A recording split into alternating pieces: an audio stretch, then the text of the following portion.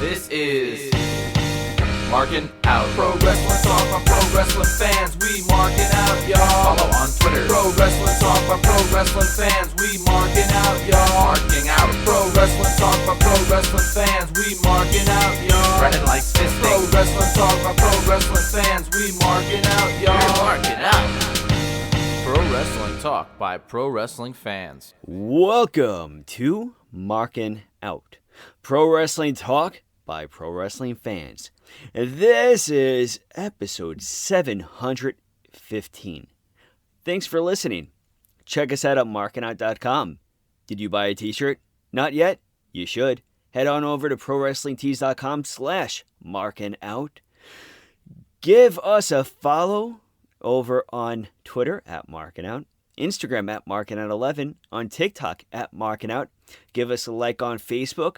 And also, make sure that you are subscribed and downloading every single episode.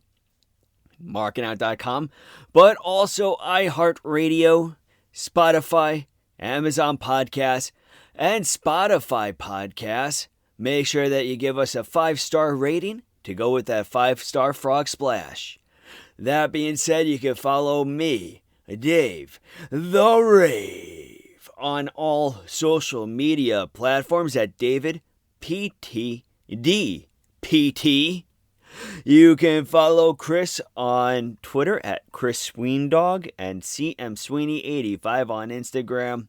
And you can follow Brandon at BTTG161 on all social media platforms. That being said, Brandon, how are you? I am doing awesome, as always. How about yourself? Doing fantastic. Got an early flight tomorrow. Early flight.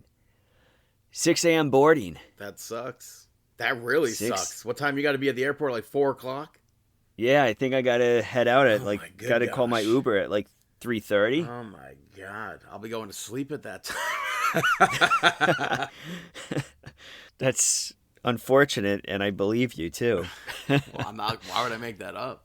Yeah. Originally, I was going to meet with one of my friends and spend the day, but plans ended up falling through. So now I'm really arriving much earlier, and gotta film some content for the TikTok. What excuse do I have now? Right. So I'm landing. I'm going to San Francisco.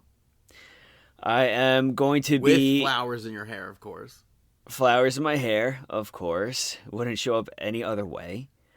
Going to be staying over in Oakland, and going to be doing I'll probably go to the hotel, then do a day trip over to San Francisco to check it out. And then after that, my fellow companions at NPTE Final Frontier, my team, they're going to be joining on Thursday. Then we'll set up the booth. And then Friday and Saturday, it's game time.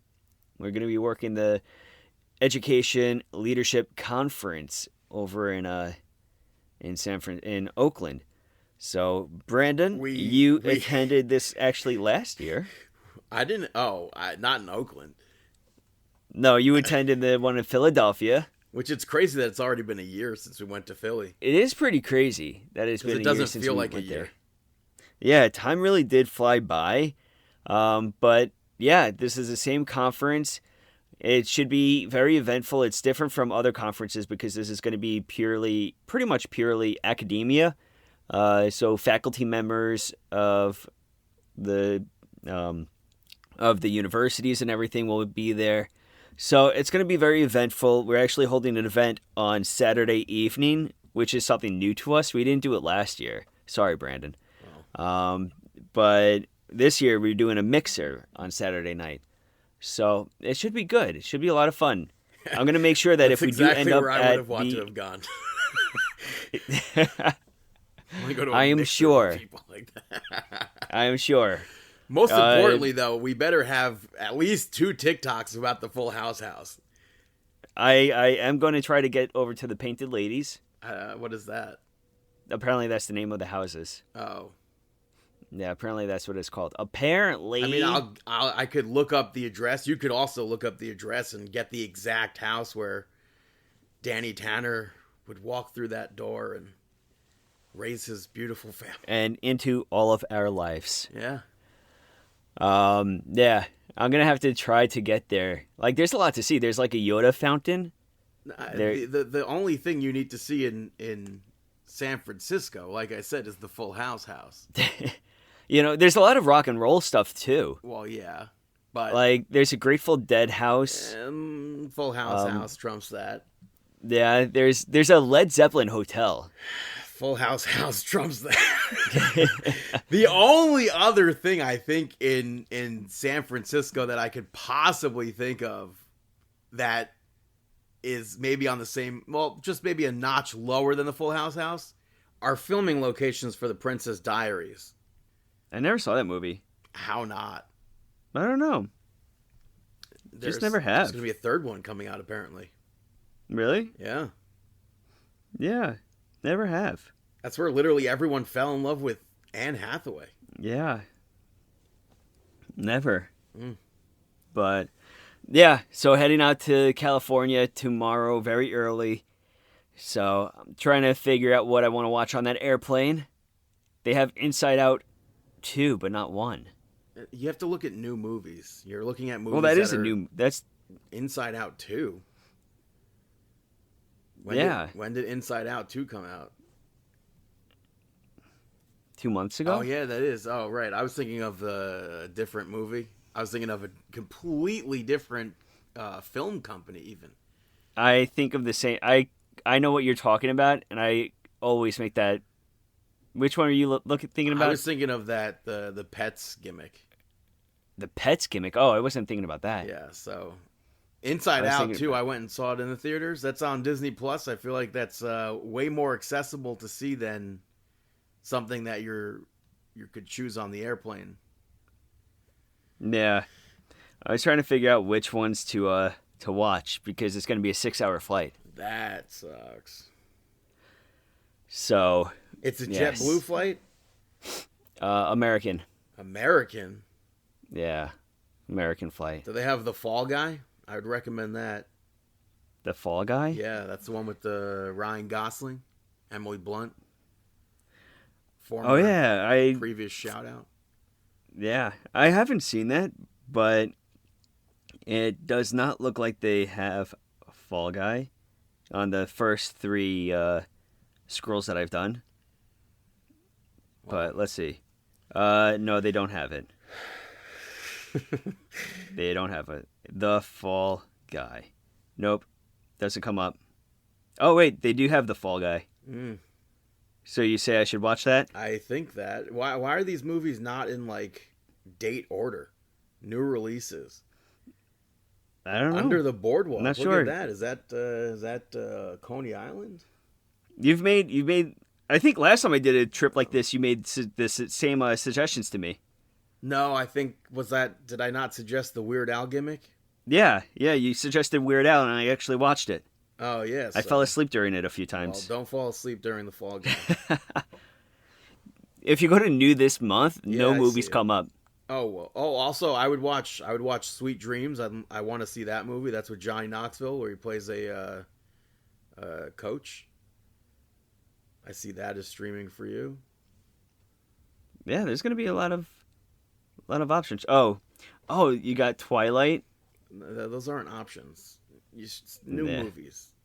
We'll just go to the That's new all movies. your options for what I'm seeing here. But aside from that, your week was fine. Yeah, my week was very good. Oppenheimer I could watch. It's probably already streaming somewhere. True. Yeah, everything else is good. What about you? Well, I went out for my Nana's actual birthday this week. Like, on the actual birthday. So, and that was with my aunt and uncle. That's about it. Nice. Thanks for the invite. Oh, well, you for snooze. the invite. We were right by your house, too. Oh, so nice. So nice. Yeah, you should have just used your little scooter and scooted all on over. That would have been helpful. Would have been helpful, you know? Oh, we got the beekeeper. Get off of the website. Cash out? We're moving over to Monday Night Raw, which kicked off with Rhea Ripley.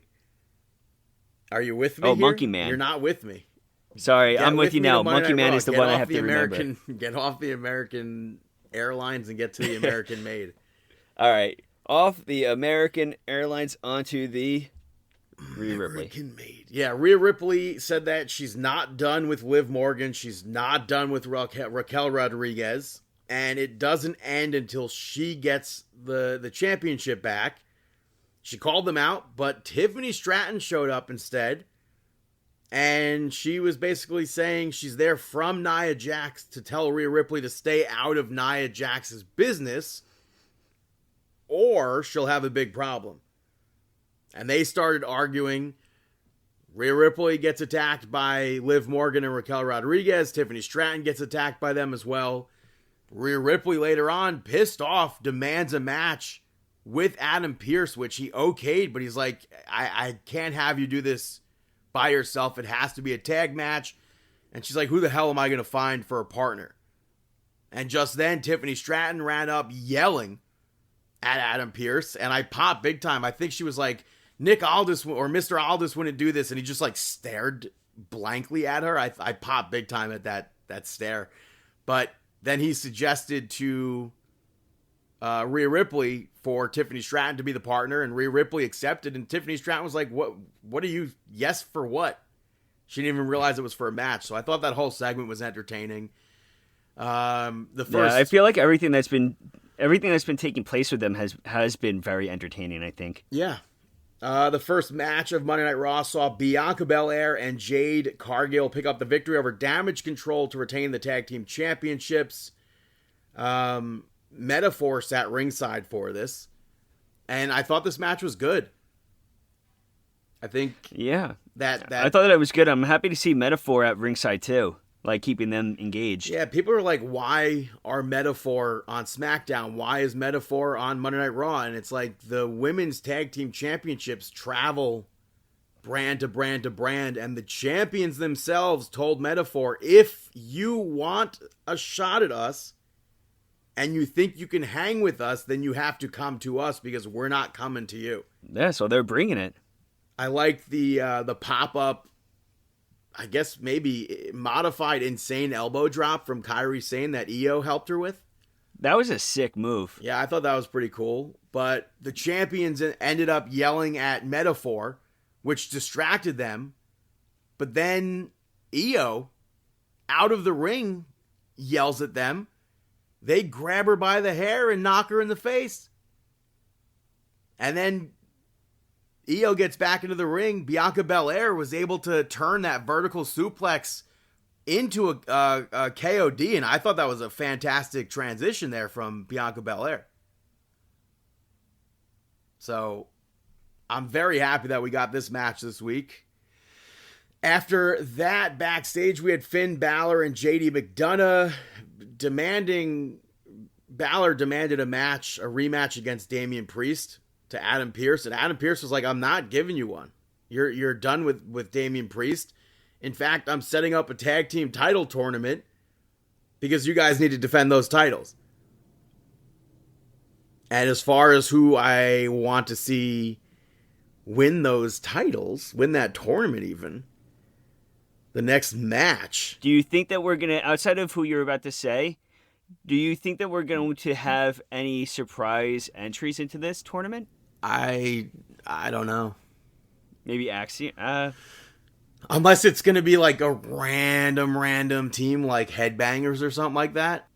Like that would be super random. I don't see that happening, but it's possible. But we had the return of Eric and Ivar, and they are now back to the War Raiders. And they defeated the Alpha Academy to advance in that tournament. I'm very happy to see the War Raiders back from injury. And I'm very happy to see them back with that name and their theme song. Yeah. I was spoiled on TikTok almost as soon as this match happened last week. Yeah, I got spoiled with it too. It's kind of interesting, weird that they did that on a tape show. And they also pointed out that they're no longer painting their faces, so maybe that'll just be like special occasions from now on. The only reason I can think that why they did it on a tape show is because they want to start the tournament next week. Well, I mean, or at least release it's this week. What do you mean? Huh? It already happened. This next week was this week. Yeah. Oh, yeah. That's true. So I think that they wanted to start the tournament sooner than later, so that's why they had it on the taped show. But I wonder what this means. Like, once Valhalla's back from maternity leave, I wonder if... I mean, if she comes back. I can't see her not, but... I mean, she was not a part of the War Raiders, right? Right, yeah. So it's very possible that she remains with her child and everything like that, and it's just them for now. It's possible. They also have a new finisher with that tossing back suplex into the splash at the same time. Yeah. I thought that was nice. Yeah, that was cool. Earlier, though, they showed Adam Pearce with Bronson Reed, and Bronson Reed basically just wants a match with Seth Rollins, but Adam Pearce doesn't want to give that to him until they're all on the same page. And then later on, Seth Rollins spoke to Adam Pearce and said that he needs the match with Bronson Reed if Adam Pearce wants the best version of himself on Monday Night Raw. I still think that'll be probably taking place at Crown Jewel. I like how this was conducted too. It was like a sit-down meeting. And then like the two of them. Yeah, for Reed and Pearce. Yeah, I kind of liked it instead of him being like coming into his office or so, like it was an actual meeting between the two of them. Well, that's based off of what everything has been going on with Bronson Reed. Yeah. We saw Cody Rhodes come out and address the crowd. He put over everybody there. And he said that the first time that the WWE Universe heard the We Want Cody chants was from them in St. Louis. And he thanked them for that. I guess that... I still don't know what to believe with that WrestleMania build-up. Whether or not, was that a thing? I don't know. Who knows? But Gunther interrupted, and he said that he respects Cody, but from my interpretation, Cody's too nice. And he can't be friends with everybody. And he mentioned everything that happened with Kevin Owens, and that set him off with Roman Reigns. You can't be friends with everybody. And then he called Cody a secondary champion. Cody clapped back by saying that he defeated the most dominant champion in WWE and has already slayed a frightening beast. I mean, so to me, he was alluding to Roman Reigns. Obviously. But also then alluding to Brock Lesnar. And Seth Rollins made mention of slaying a beast also. Yeah, we haven't heard that drop of a beast in a long time. Which, I don't know what that means. I mean, as far as we know, there's still the lawsuit and everything. Yeah. I mean, who knows? It would be interesting. And then Gunther said good luck to himself, sarcastically. So I'm looking forward to seeing that match. I would really prefer to see Gunther go over Cody. But I feel like, how could he? I think he has to as well. I don't know though. I can't see it. I think that what's going to happen unless Solo is gets I don't involved think you or Kevin gets involved. Exactly. I don't think you can have a clean finish between the two of them. I think you can't have a clean finish. So I think that Kevin Owens is going to cost Cody Rhodes the match. Also, I don't know, because then you go over to the other match and it seems like, how do you not have Tiffany Stratton get involved? I don't think Tiffany Stratton necessarily has to get involved with that one, but I definitely see Kevin Owens costing Cody the match. I don't think that Gunther could have a clean loss. And Cody neither right now. Yeah, so we'll see with that. Braun Breaker picked up the victory over Kofi Kingston. they played a video from Braun Breaker earlier as to why he turned his back on Jey Uso. We got our answers. And he said that out of respect, he went there and shook hands with Jey Uso and congratulated him, champion to champion. But Jey Uso, he claims, threw it back in his face and didn't say that he respected him back as a champion. And he doesn't need his family like Jey does. And he wants to eclipse what his family has done in the business, which I think is very, very possible. Mm-hmm. As far as this match, I don't think I would have minded if it was completely one-sided, though.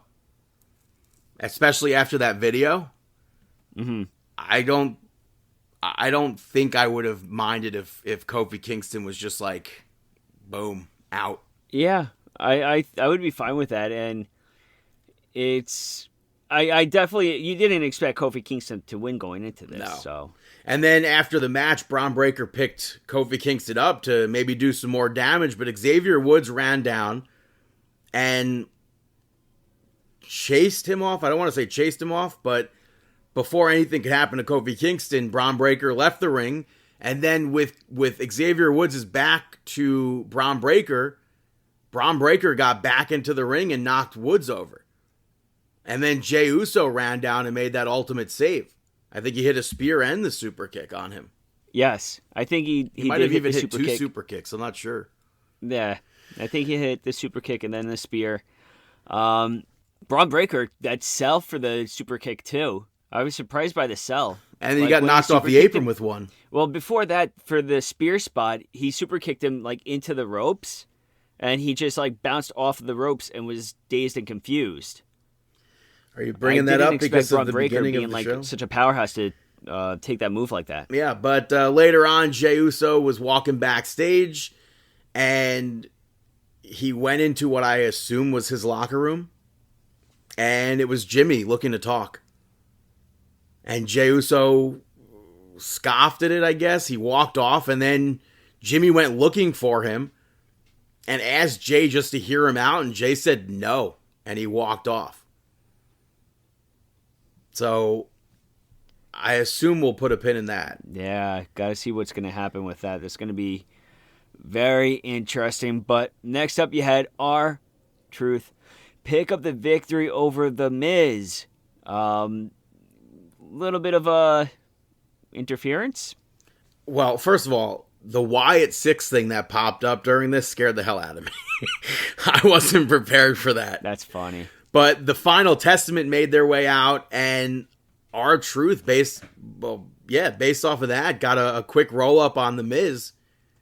And then he went outside of the ring. Karrion Kross had Authors of Pain grab R-Truth and throw him back into the ring. And then Miz angrily hit that skull-crushing finale on him. Yeah. I think Miz is going to get got. The Wyatt 6 will be teaching him a lesson soon. Ah.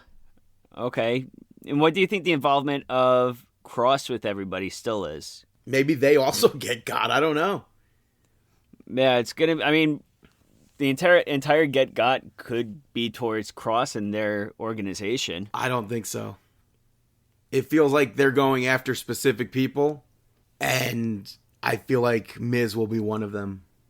Mm-hmm. Did you see that video, by the way, of The Miz backstage when R-Truth kept interrupting him? Yeah. I thought that was really funny. Yeah, I thought that was good. The main event, we saw Liv Morgan and Raquel Rodriguez versus Rhea Ripley and Tiffany Stratton, and in a no contest. I thought the match was decent. At one point, which I get it, but also don't get it, they had Tiffany Stratton yelling at Rhea Ripley for her trying to go after Raquel Rodriguez when she wasn't legal. So I like that Tiffany Stratton was yelling at her for that, but at the same time, it's like I'm split on that. I understand that Rhea Ripley just wants her hands on the Judgment Day, I guess. But at the same time, why is Rhea Ripley risking the match? I guess she doesn't care. That makes sense, right? Yeah. She just doesn't care about the match. She just wants to get her hands on her. But when they were arguing, Raquel Rodriguez powerbombed Liv Morgan over the top rope onto them, which the stuff Liv Morgan does, I think, is like insane.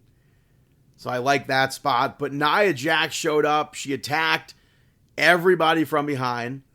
Rhea Ripley went to take out Nia Jax, but Liv Morgan ends up taking her leg out. And it ended with Nia Jax taking Liv Morgan out. And Nia Jax, it's almost cartoonish, was like looking at Tiffany Stratton, hinting at her to like cash in. And I thought that was really funny. And Tiffany Stratton goes outside to go get the briefcase. She tries to cash in. And Dominic Mysterio ran down to make sure that didn't happen. Mm-hmm. So I thought that was a very funny interaction between Nia Jax and Tiffany Stratton there. And all in all, this week's episode, even though it was a taped episode, I guess they can control the time a lot better on a taped episode. Uh-huh. It focused a lot more on the women as opposed to last week. So hopefully when Monday Night Raw goes back to being live next week, we won't see anything ever again like that first week. I thought the timing on everything else we had like substance to these matches this week. Yeah, I thought that this week was a lot better and a lot more flow, and I feel like it was able to entertain a little bit more and grip your attention a little bit more too. Yeah. Yeah, I didn't feel like I was being forced to have to watch a match, which is good. Right. So that's Monday Night Raw. Gonna move over to NXT. I saw a report saying that they redid the Performance Center for this new era of NXT, but it just looks like, based on what I saw last night, I feel like it looks exactly like the other Performance Center arena that we had. Maybe they had more lights and they just used the black and white NXT graphics. But it opened with Tony D'Angelo toasting Obafemi. But he said that he used Obafemi's greatest weakness and baited him into thinking that he's broken. And that's exactly how he beat him for that championship. And then Obafemi came out and said that he'll regain the championship at Halloween Havoc. And the family won't be there to help him. And he spun the wheel. It landed on a table, ladders, and scares match. Later on, Luca Crucifino said that he'll take on Obafemi next week, which has got to be a huge mistake for Luca Crucifino and the family in general. After that, we saw Stephanie Vaquer make her NXT in-ring debut, picking up the victory over Ren Sinclair. I thought this was a good match. I liked everything that we got from Ren Sinclair in this match. We got to see more of that no-quarter catch crew style. We got to see more of her in-ring abilities. And this might have been her best match in NXT yet. It's also nice to see Stephanie wrestle. I thought it was a good showcase match for her. But Cora Jade and Roxanne Perez attacked Stephanie after the match. Giulia made the save. And then Stephanie laid out a challenge for Halloween Havoc. So we're going to see a tag team match at Halloween Havoc between these two teams. And I'm pumped for that. But Fatal Attraction was annoyed that they're getting a tag team match. They want a North American Championship match and Ava won't give it to them. And Ava was like, if you want the North American Championship match, then two of you can face Stephanie Vaquer and Giulia next week for that shot. So I like that we're getting to see that team wrestle before Halloween Havoc. So I'm all for this team together. Obviously, it's not going to last. One of them can only win that championship. We saw Lexis King pick up the victory over Oro Mensah in a gentleman's duel. There were a bunch of rules like no over the top to the floor. And if you send your opponent over the top rope and they hit the floor, you're DQ'd or whatever. 3 count instead of 5 to break the ropes. There was no fighting on the floor at all. They played into almost breaking the rules a few times. As far as the match goes, I liked this. It was, I don't want to say it was hard to follow, but remembering those rules was a bit difficult. The moonsault kick that Oro Mensah did when Lexis King was on the top rope, I thought that was crazy. That was cool. And I thought it was a great pin from Lexis King to end that match. After that, Nikita Lyons picked up the victory over Lola Vice. I like the fight aspect of this, bringing both of their styles in the ring together at the same time. I didn't expect Jada Parker to show up, and I feel like I should have expected that. But she got up on the apron, and Lola Vice knocked her off. But when the referee was distracted with Nikita Lyons, Jada Parker ends up taking Lola Vice out, which led to the end. I don't really like how that's the ending. That's how Nikita Lyons makes her big return to NXT, is with a distraction victory. So that kind of sucks. And then Jada Parker interrupted an interview with Tatum Paxley later on. And Tatum said that she doesn't forget in regards to her attacking Wendy Chu the other week. So I assume maybe we're going to see Tatum Paxley attacking Jada Parker soon. We saw Ridge Holland pick up the victory over Riley Osborne. Riley wasted no time trying to start this, but Ridge was able to take over. He beat Riley Osborne down after the match, and he was about to put Riley Osborne through that table, but Andre Chase ran down to make the save, making his big return. I don't know where this storyline is going to actually end up going for either Chase U and Ridge Holland. We saw Brooks Jensen pick up the victory over Ashanti the Adonis, which stemmed from an argument that they had backstage earlier in the night. Carmen Petrovic showed up. She almost kicked Shawn Spears. I thought that was interesting. But then she dumped the rose petals that Brooks Jensen destroyed earlier. And it gave Ashanti almost like the fire to get the victory. But Shawn Spears gets up on the apron and Brooks Jensen ends up crotching Ashanti on the top rope, hits that DDT and gets that victory. There's clearly some sort of love connection there with Ashanti the Adonis and Carmen Petrovic. If it can elevate Ashanti's career and it can elevate Carmen Petrovic's career, I'm fine with that. I wasn't so fine with it a few weeks ago, but we'll see. Ethan Page in the main event picked up the victory over Wes Lee and Javon Evans to become number one contender. He'll go on to face the champion Trick Williams at Halloween Havoc. But going into this match, I really couldn't think of who I thought was going to win this. But I was leaning towards Wes Lee before the match started. The person I expected least to win was Javon Evans. But then this match starts taking place. He hits that Spanish fly. I thought that could have been the end of the match. And then after he hit that the cutter on Wes Lee, after Wes Lee hit that Meteora on Ethan Page, I was like, that's got to be the 3 count there. And it wasn't. Ethan Page at one point hits Wes Lee with a power bomb as he went for a back suplex onto Javon from the middle rope. Javon ends up reversing that. He lands on his feet. He kicks Ethan Page out of the ring. Almost gets the win again. But Ethan Page rolled Javon Evans through with a pin off that pin and gets the victory. But even though Javon Evans lost, he looks like he can hang in the main event scene with Ethan Page, the former champion, with Wes Lee. So I thought that was a very well done match. After the match, Ethan Page called Trick Williams out to spin the wheel, which landed on a Devil's Playground match. I wish it was a different stipulation. I noticed they got rid of the Buried Alive match. I also noticed that Chucky will not come into play on this Halloween Havoc event. I don't know if that's unfortunate or not. They canceled the show, so that sucks.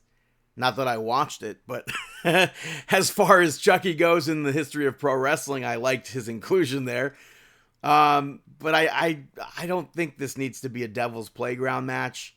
That's just a standard, no holds barred, Extreme Rules basically, which I feel like is the exact same thing as a tables, ladders, and scares match. But I feel like that's what they always do with this. And then Ethan Page clocked Trick Williams with something. I don't know what it was, but he took him out. I feel like Ethan Page has to lose that match. So we'll see what happens there. Moving over to SmackDown. it opened up with the Bloodline, and Solo Sikoa said that he was the one that created a bigger and badder Bloodline, and Roman Reigns and Jimmy can't do anything about it. Jay doesn't want anything to do with them, and the beatdowns on Roman Reigns are going to continue unless he comes to the ring and acknowledges him as the tribal chief. And then Jey Uso showed up, and the fans went absolutely nuts. They were singing his theme song, which I pop big time for. I feel like you don't hear that every single week, so I thought that was awesome. But Jay said that he's not there to fight, and dividing the family like this isn't it. And the Ulafala is earned, it's not taken, which led to Solo saying that he's not trying to divide the family, he's trying to unite the family. And he told him to stop calling him little brother because he's the tribal chief, and Jay should be acknowledging him. And Jay asked why Solo had to get Tama Tonga, Tonga Loa, and Jacob Fatu when they went out of their way to not have them in their bloodline. And he said that next time he sees Solo, it's going to be different.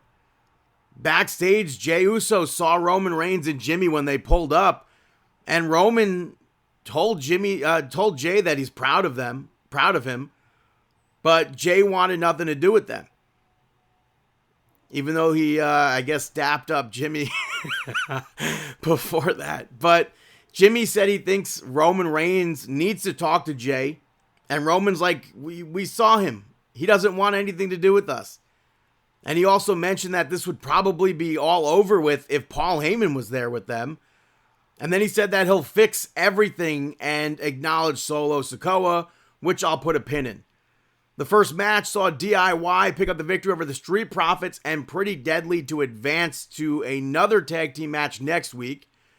I couldn't pick who I wanted to see advance to next week. I had a feeling that it would be DIY. I liked early on in the match, there was a slap spot where Ciampa started to unwrap his fist to slap Elton Prince back, but Prince got out of the ring. But Pretty Deadly looked great in this match. It was nice to see them wrestling again. It's been like 2 months that we've not seen them actually wrestling. But this match got a bit chaotic. It was hard to tell who was legal at times. And in the end, DIY hit meet in the middle on Kit Wilson. Ciampa pinned him. Meanwhile, Montez Ford pinned Elton Prince, and Elton Prince was not the legal competitor.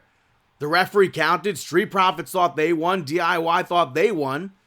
And obviously it was DIY who pinned the legal person. After that, Lash Legend picked up the victory over Piper Niven. I'm really, really glad that we got to see this match. I'm glad that we got to see the strength of Lash Legend in this match. Chelsea Green got involved, which caused a distraction. Jakara Jackson took Chelsea Green out. And when Lash Legend was turned towards all that, Piper Niven squashed Lash Legend in the corner. When she went for a Vader bomb, though, Lash Legend moved out of the way, hit her finisher on Piper Niven, and got that victory. After that, Cody Rhodes came out and he brought up a bunch of what ifs in pro wrestling in regards to champion versus champion. And he said that he's not going to disparage Gunther, but he'll be leaving Crown Jewel with that championship. And then he invited Gunther to SmackDown next week to discuss everything. But I really liked the what ifs. Like, what if so-and-so from the NWA faced the AWA, or WWE versus WWF, basically. So I thought that was nice. They addressed Kevin Owens after that. And they played the video that Kevin Owens released earlier in the day about being in WWE for 10 years now and how things haven't felt as bad as they do right now. And he said that it's unfair that he's been asked to stay home. We see people attack people backstage all the time, but Cody's their golden boy, so they're not letting him be there. And he doesn't know how valued he is by the company. He also can't believe that Randy Orton did what he did because he would have never, according to him, done that to Randy Orton. And he doesn't know if he can come back. And then Randy Orton went to Nick Aldis and basically demanded a match against Kevin Owens at Crown Jewel. Nick Aldis said he can't do it. It's something he can't do right now. And Randy Orton kept harboring, I want a match with Kevin Owens, or need a match or whatever, or not need, I'm going to have a match, basically. And Aldis was like, it's coming from above me, I can't do it. And Randy Orton was like, well, I guess I know who I have to talk to. So I assume maybe next week we're going to see Triple H at Barclays. The next match, Motor City Machine Guns picked up the victory over A-Town Down Under and Los Garza to advance. It is so awesome to finally see the Motor City Machine Guns in WWE. And it's so surreal. I was so happy watching this match. I've been fans of both of them together and separately. Probably, I mean, I don't want to say like 20 years, but around 20 years. So I was so happy seeing this match and finally seeing Alex Shelley and Chris Sabin in WWE. I'm looking forward to seeing Motor City Machine Guns versus DIY next week on SmackDown. Backstage, Andrade and Carmelo Hayes ended up brawling. They're also going to be wrestling in Brooklyn next week. That's their 7th match. And Nick Aldis said that they need a special guest referee for this occasion. And he made LA Knight the special guest referee. So I'm definitely looking forward to seeing that match. For the main event of SmackDown, you saw Candice LeRae and Nia Jax pick up the victory over Bayley and Naomi. It was supposed to be Tiffany Stratton in that match, but she was under the weather. So Nick Aldis made Nia Jax find a partner, and in walked the Way. Candice LeRae offered up her help, and Nick Aldis was like, I like that. Books it. And Nia Jax was like, you better hold up your end of the bargain, or else I'll end you in under 3 minutes. So, like Pretty Deadly, it was nice to see Candice LeRae wrestle on TV again. The match I thought was fine. Indy Hartwell got involved at the end and threw Bayley into the ring post, leading to Candice LeRae to hit that lion salt and actually get the victory, which was completely unexpected. In 2024, I did not expect to see Candice LeRae get a win over Bayley. Hopefully this means big things for Candice LeRae. She just won the Speed Championship. They mentioned in that promo earlier, but I was very surprised by that victory. Hopefully there's more. And then to close SmackDown, Roman Reigns came out. Solo Sikoa came out. And Roman Reigns mentioned what Solo told Jay earlier about the family being stronger. And he's like, I don't see it. And Roman Reigns said that they're more divided now than ever. After what they went through in the spring, the summer, he told Sika that he's going to fix this. And Solo said all Roman has to do to fix this is acknowledge him. And Roman said it. The fans were like horrified when he said it. And Solo said that wasn't good enough. And he said he needs to acknowledge me as the tribal chief. Or else. And Roman Reigns blew up. He goes, or else what? And Solo called him out on that. He goes, I knew it. I knew you wouldn't have changed. And I'll never change. And he snaps his fingers. He has Jacob Fatu come out with Tama Tonga and Tonga Loa dragging Jimmy out. Knocked out, beat up. And Solo went after Roman. Roman took him down. The Bloodline went after Roman Reigns. He takes them down. But Roman Reigns stopped and picked up that Ulafala. He put it on. And Solo Sikoa low-blowed him. And then the Bloodline pounced. And the fans were going absolutely insane. Yeeting for Jimmy, for Jay to come out. And that never happened. I was so shocked that that didn't happen. Maybe next week? Maybe they're waiting for New York? I don't know. Maybe they're waiting further down the line. And it ended with the Bloodline on top. And I thought this was a very well done SmackDown. Going to take a quick little break right now, and I'll be right back here on Markin Out. Hey, this is Bob Camp, Ren and Stimpy director, and I directed Mad Dog Hoek, everybody's favorite wrestling cartoon. We got a little message here from Lump and Loaf. We know where you live. We know where your parents live. All right, so watch out, because they're going to get you. And be sure to listen to Markin Out, all right? Welcome back, ladies and gentlemen, to Markin Out episode 715. Moving over to AEW Rampage from last week, you saw the Conglomeration pick up the victory over the Kingdom. This, I thought, was a good tag team match. I thought Kyle O'Reilly and Orange Cassidy worked well together. The catapult into the beach break spot I thought was really cool. And I think the most interesting part of this was the handshake afterwards. Maybe that was a sign of things to come with Wrestle Dream, but also maybe not, given what I know now with Dynamite. I don't know. So I'll put a pin in that. But Chris Statlander picked up the victory over Amira. They aired a video before this where Chris Statlander blamed her change in attitude on Mercedes and how Willow put all her focus onto Mercedes. And I guess ditch their friendship. But I think that's an awful explanation as to why she's no longer heel. There was pretty much nothing to this match. It's just a dominant match that I think a heel would be having. After that, Black Taurus picked up the victory over the Butcher. I'm glad to see Black Taurus get a victory here. I will say that it sucks that the last victory for the Butcher in AEW was April 2023. I feel like that's a bit of a ball drop. Roderick Strong on commentary, cheering on Black Taurus. I don't know. Everything is so jumbled right now, because on one hand you have Roderick Strong and the Undisputed Kingdom, and then their friendship with Adam Cole, and then you have Roderick Strong cheering on Black Taurus. Now Black Taurus is in LFI with Jake Roberts. So where does he fit in? Where do they fit in together? After that, Lance Archer picked up the victory over Matt Brannigan. This, I think, it's just the same booking that Lance Archer has been doing for years in AEW at this point.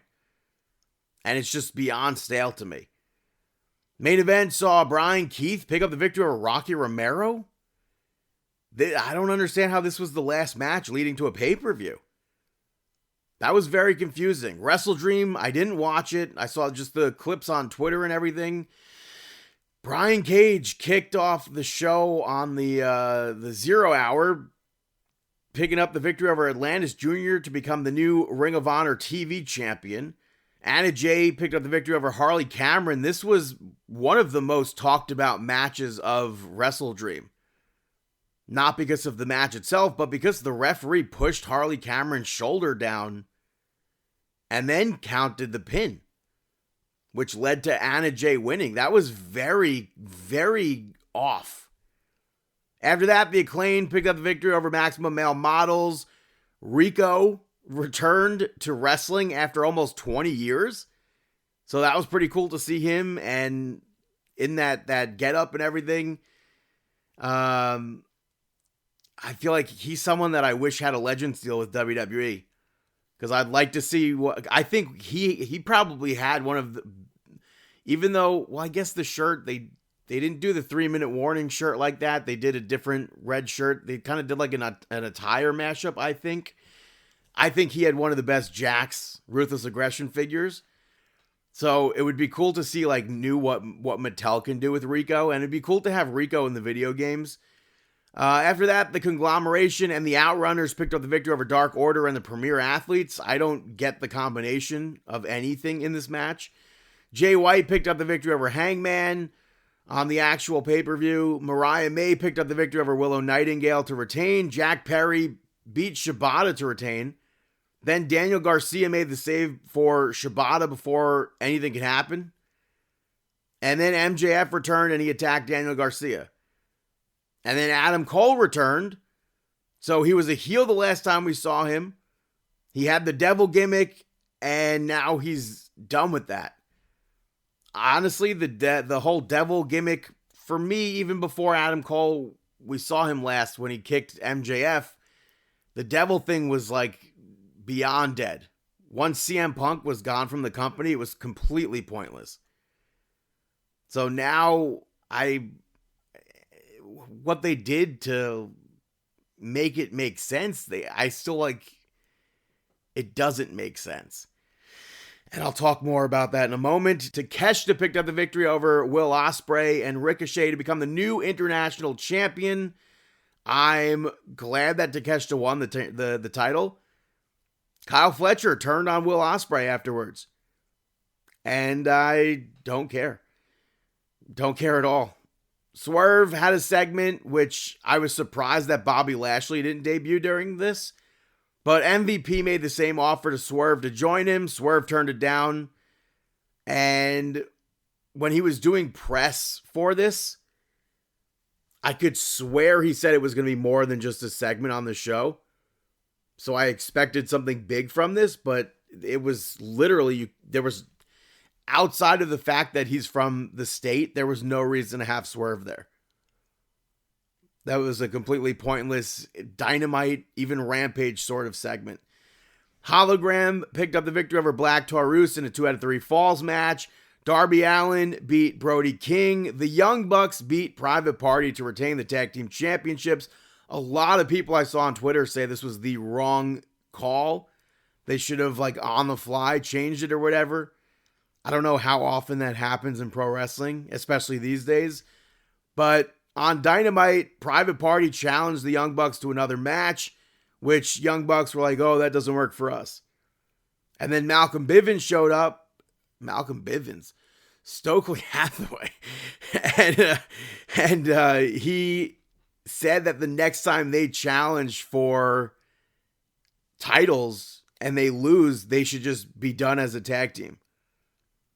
Mark Briscoe beat Chris Jericho to retain the championship.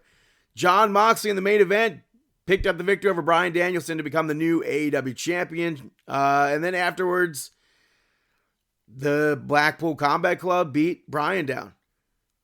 Wheeler Yuta finally turned heel and did the plastic bag gimmick.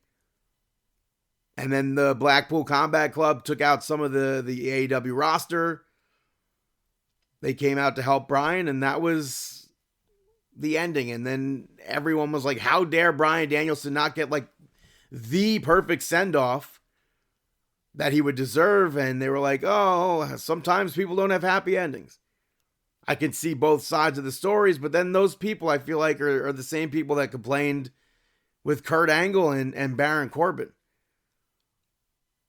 So, moving over to AEW Dynamite, it opened with Jon Moxley talking to either us or Wheeler Yuta. I felt like I was too dumb to understand most of it, but he ended up telling Wheeler Yuta that he works for him.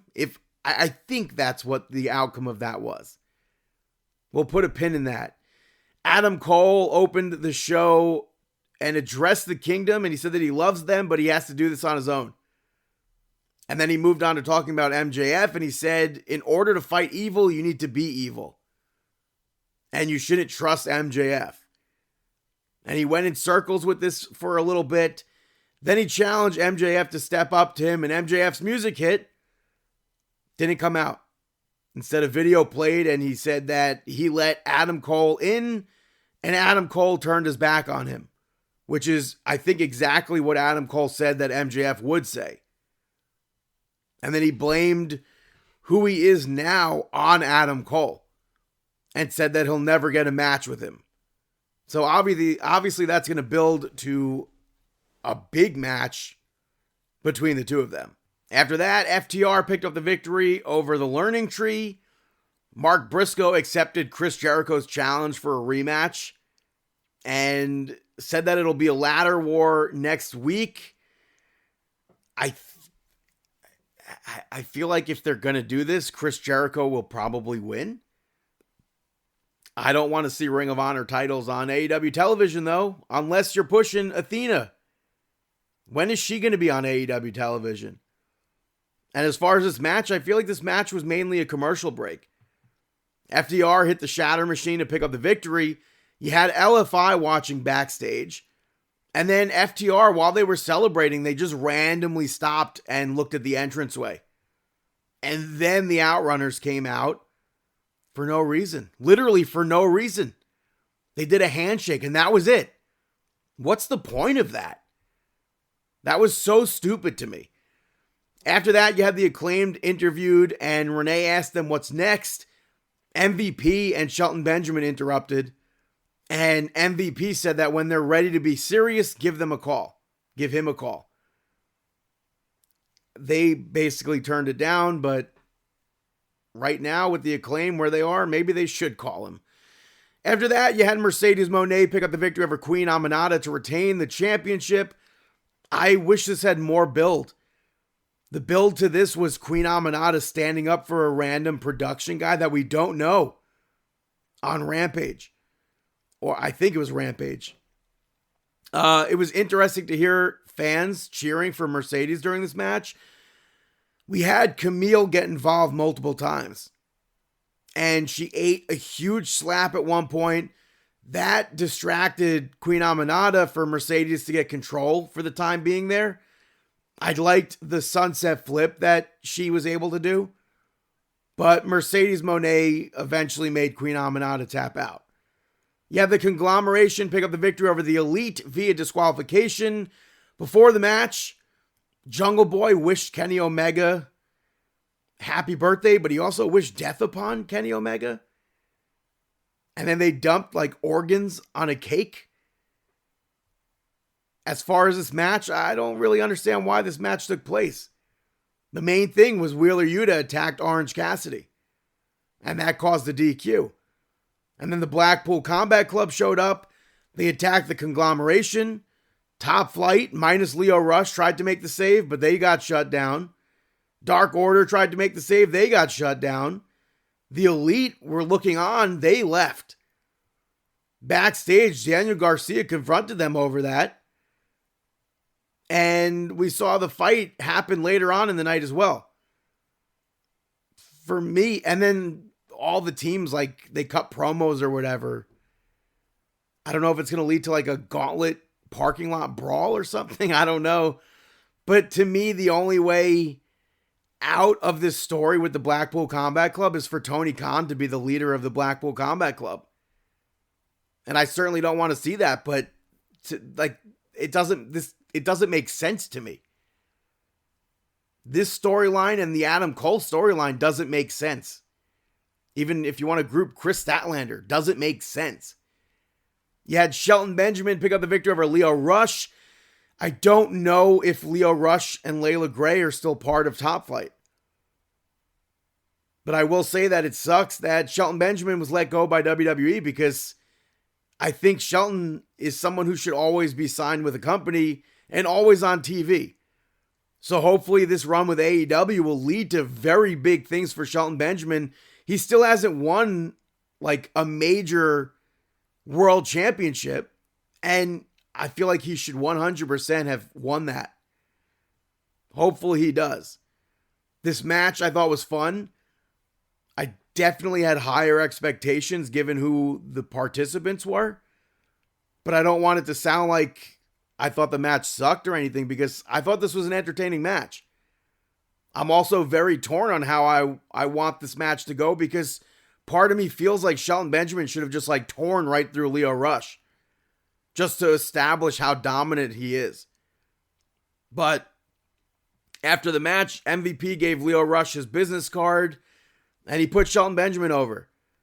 And he said that Swerve needs to reconsider his position on joining. Swerve was interviewed after, but really there's nothing to talk about. You had the Don Callis family press conference. Brian Cage is now randomly part of the Don Callis family. Lance Archer came out with Don, so at least they're not forgetting him this week. But it seems like the Cage of Agony is dead. And the Righteous as a trio probably dead as well. because Don Callis wants them as tag team champions, it seems. And then he brought out Kyle Fletcher and he brought out Takeshita. Kyle Fletcher wouldn't even say why he did what he did to Will Ospreay. And like I said before, I couldn't care less. The main event saw Christian pick up the victory over Jay White. Nick Wayne tried to cheat during this, and the Bang Bang Gang prevented it. And because the referee is so stupid, he kicks them out from ringside. Nick Wayne puts a chair in the ring in front of the referee. You could see the referee turn and see the chair. You could see him see Nick Wayne. And then quickly turns back his attention away from Nick Wayne. So the referee kicks them out, and then they drag Nick Wayne to the back. So everyone from ringside, I don't know where Nick Wayne's mother went, but everyone that would get involved in the match was gone. Kip Sabian shows up, distracts Christian, and then quickly runs. Well, before that, Hangman shows up. And everyone's like, who the hell is that? Commentary's like, who is that? Oh, it's Hangman. Kip runs back into the crowd and just sits like a fan. They zoom in on Hangman. He's looking like a cartoon character. That was very goofy. And they continue with the match. And then Kip Sabian runs back and repeats the same spot. And then Hangman repeats the spot as well. Except that time he hits Jay White with the buckshot. So they clearly messed up and just repeated everything. That was awful. That was truly one of the worst things I've ever seen in AEW. And I don't think this was a good follow-up to a pay-per-view. You had some stories progressing, but not where everything should have been. And like I said, there was a lot of messy stuff. Like even the teams that the Blackpool Combat Club took out, they were perfectly fine to cut promos individually. They were perfectly fine. John Silver chased after the Blackpool Combat Club. Bryan Danielson was left out there to be dead. But these teams who never win on television, or almost never win, Top Flight has been complaining about their losses as of late. They walk away from everything and cut promos? That makes no sense. At all. So that's AEW. Hey, Brandon, got any shout-outs? I'm Louis Anderson, and survey says Brandon shout-outs. The first shout-out goes to Girl Haunts Boy, which is a new fantasy rom-com on Netflix. I think based on a novel by the same name, but the novel isn't out yet. If I was like reading that correctly, I wasn't quite understanding that, but I think that's the deal.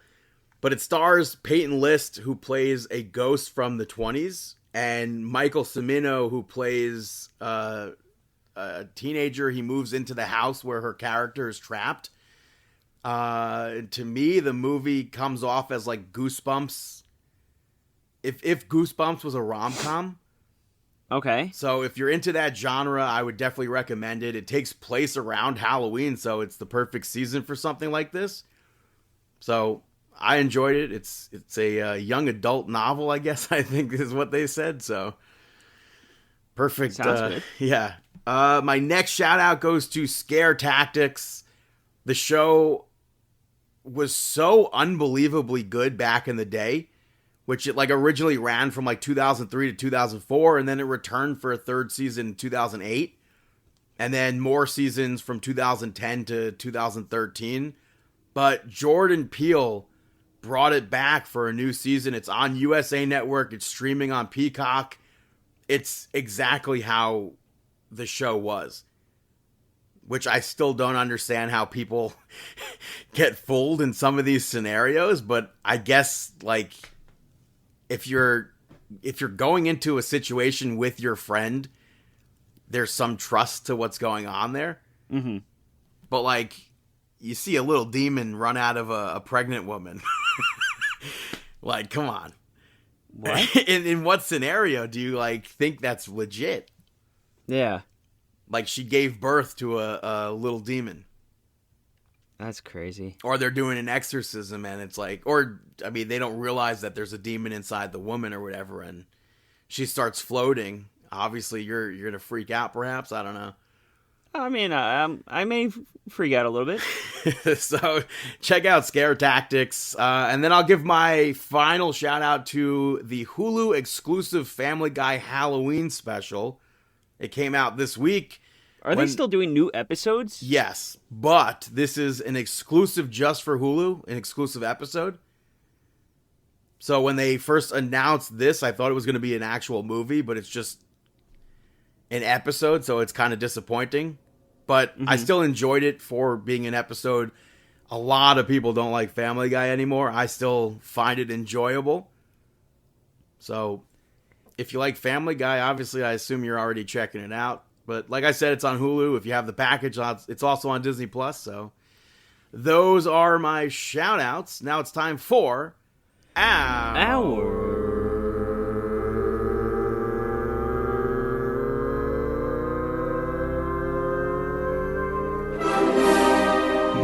Out Moment of the Week.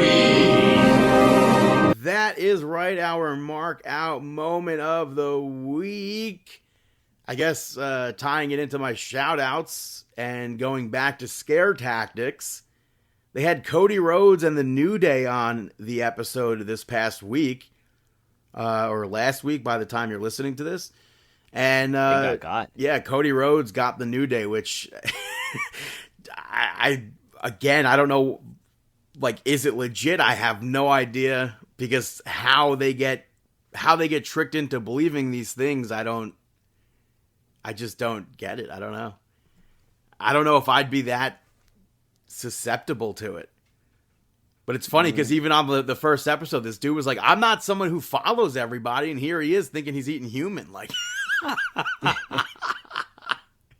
it's so funny. But I popped that they were on Scare Tactics. Something else, like I mentioned last week, if the WWE Vault keeps releasing things that I pop for, it'll get mentioned literally every single week.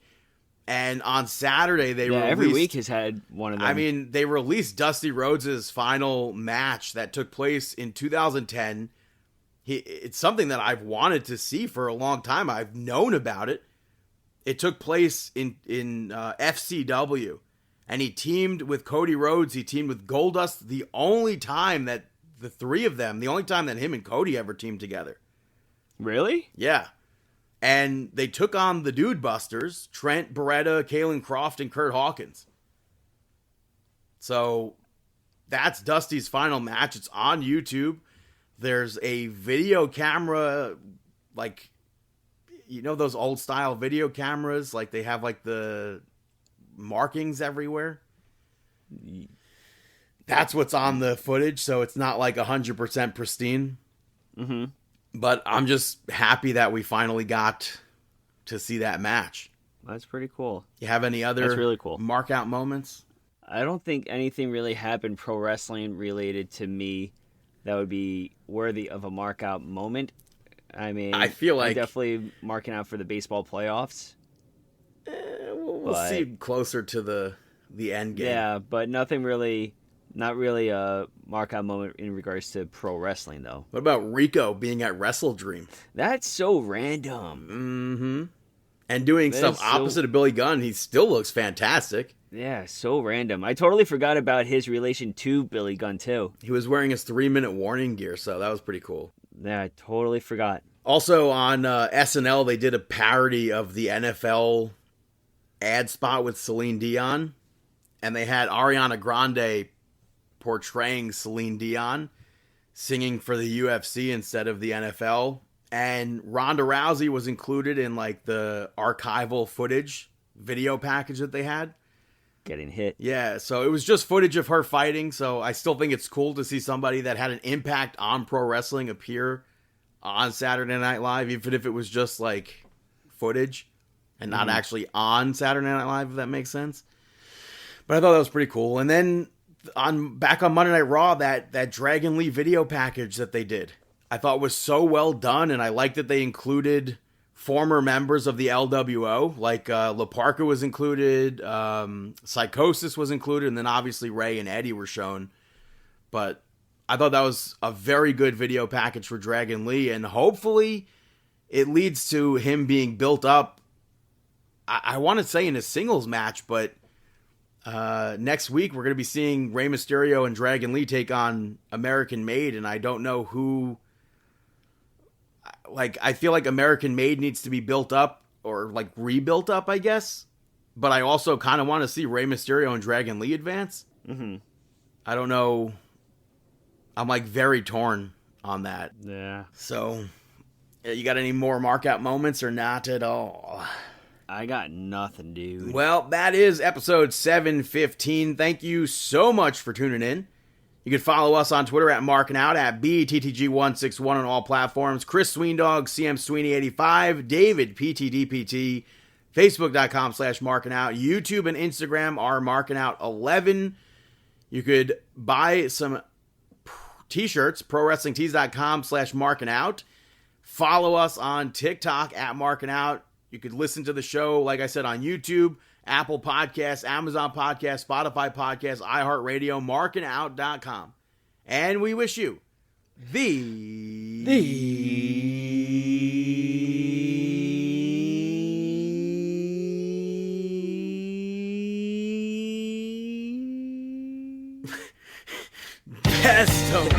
best of luck in your future endeavor. Have a fantastic week.